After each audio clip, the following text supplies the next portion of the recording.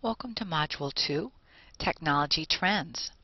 This week we're going to start learning about the tools of a futurist and continue on in Module 3.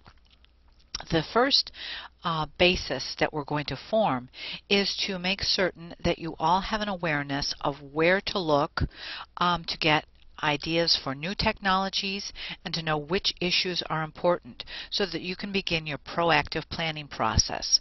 One such tool is STEEP.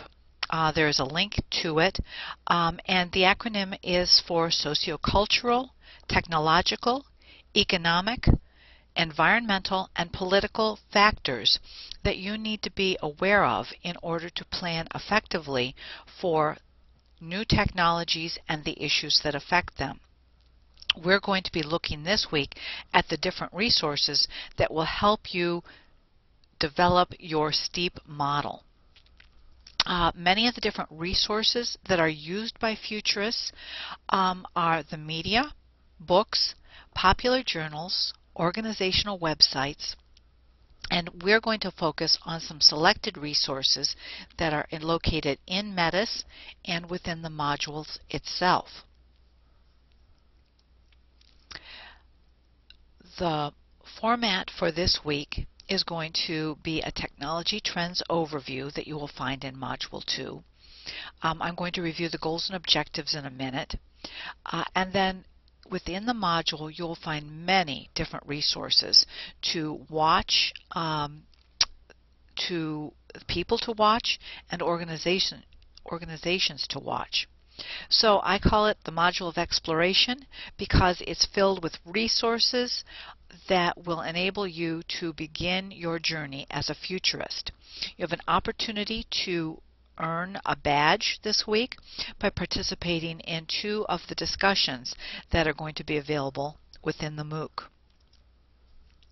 Just to review the goals and objectives for this week, you are going to be able to identify, analyze, and synthesize sources that report on the latest technological developments. And there's 3 different objectives that will enable you to reach this goal. There is a list of selected resources that are available both in the module and in METIS that report on the latest technological developments in the technology trends categories. You'll be able to identify and monitor selected sources and report on the latest trends within your Tech Crowd discussions. And let me take a moment to put in a plug for the Tech Crowd discussions. This is your opportunity to join as many as you wish to talk with people who have similar interests.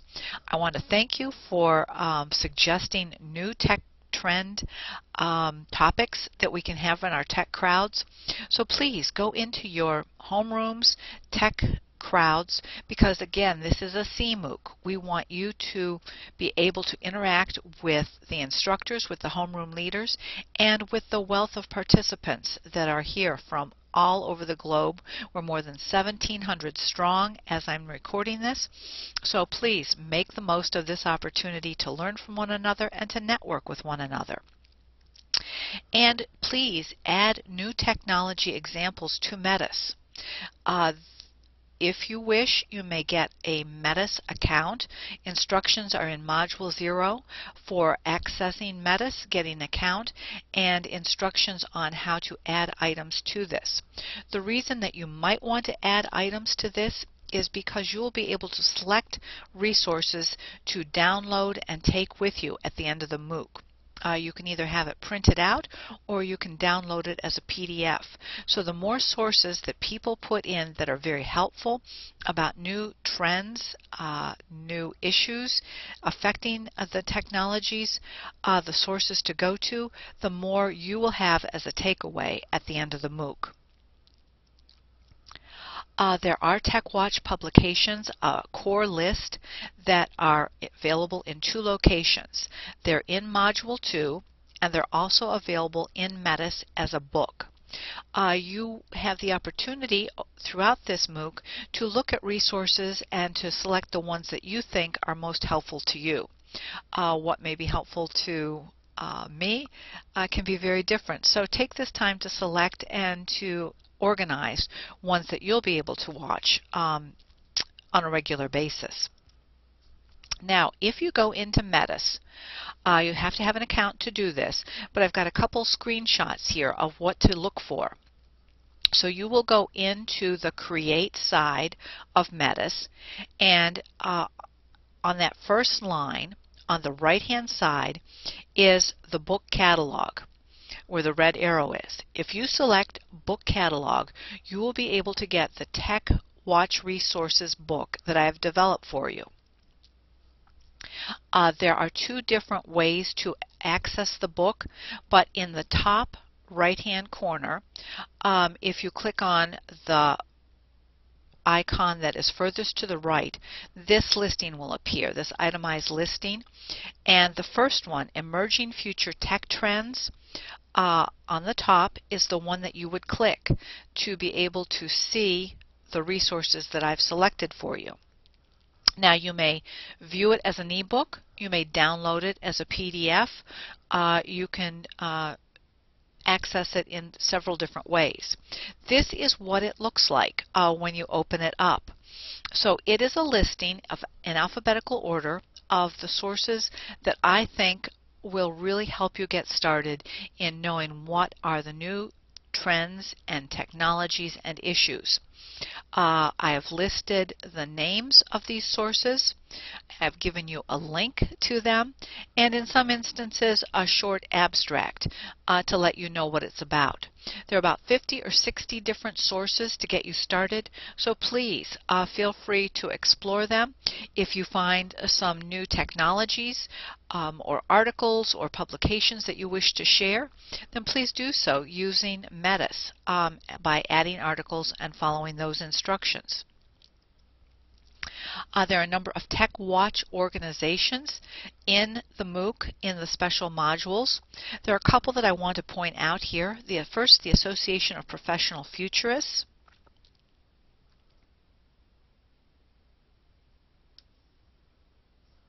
If you notice on this site, on the left-hand side, there is information about what is a futurist, but more that I want to point out right now are the publications that you can click into and the most significant futures works.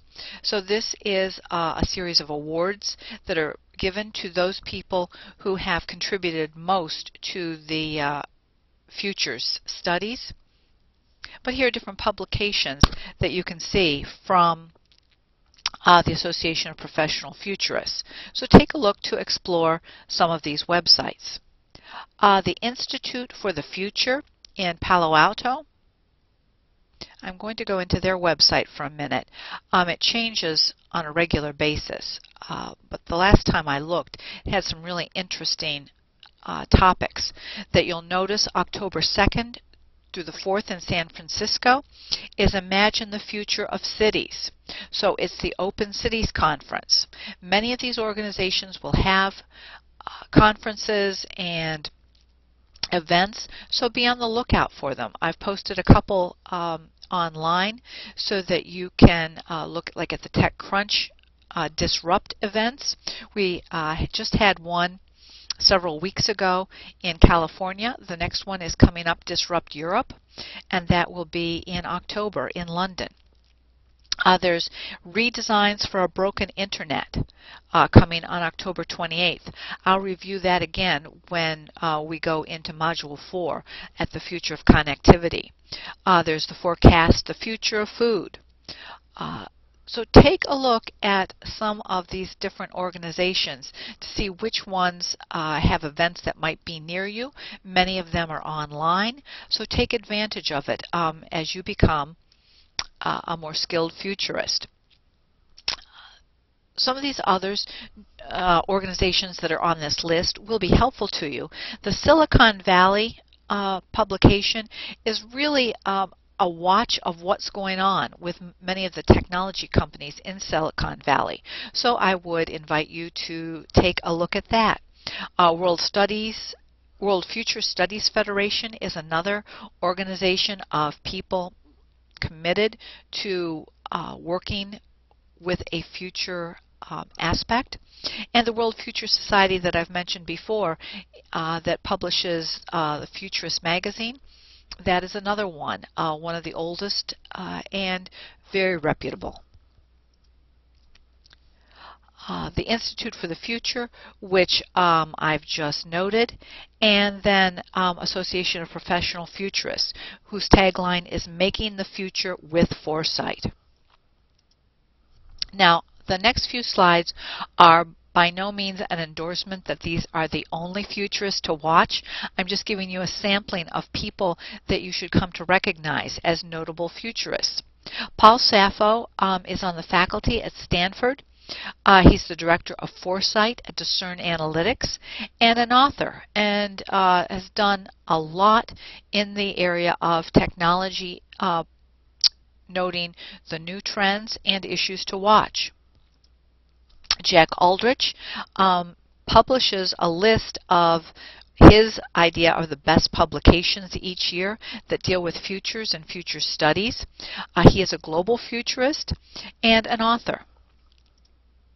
Chris Deedy is a faculty member at Harvard.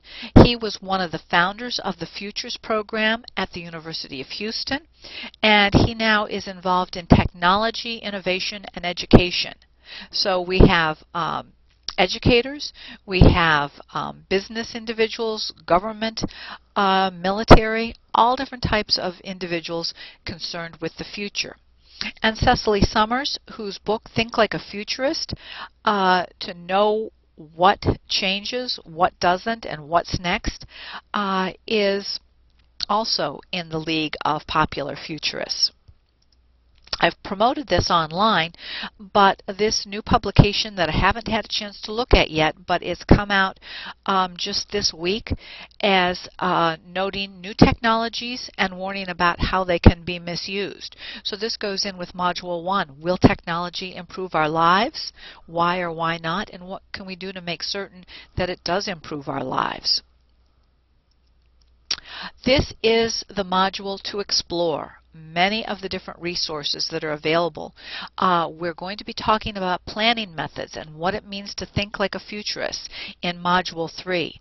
This is the module that lays the groundwork. We're going to be talking about the environmental scan, and in order to scan the environment, you need to know which sources to review on a regular basis, which people to talk to, and you go back to the STEEP acronym so that you can be aware of all of those factors that are important for futurists as we begin the planning process. So this is our building block to explore the resources that are available both in the module and to another degree in METIS, to find others, to share them with others in the MOOC by posting them in METIS. It is our web content repository. So instead of just doing it online in a discussion thread where everything gets lost, this way we'll be able to categorize it, and you'll be able to select individually those sources that you want to remember, that you find valuable, and that you want to keep. So I will look forward to working with you as we continue our discussions and exploration in Module 2.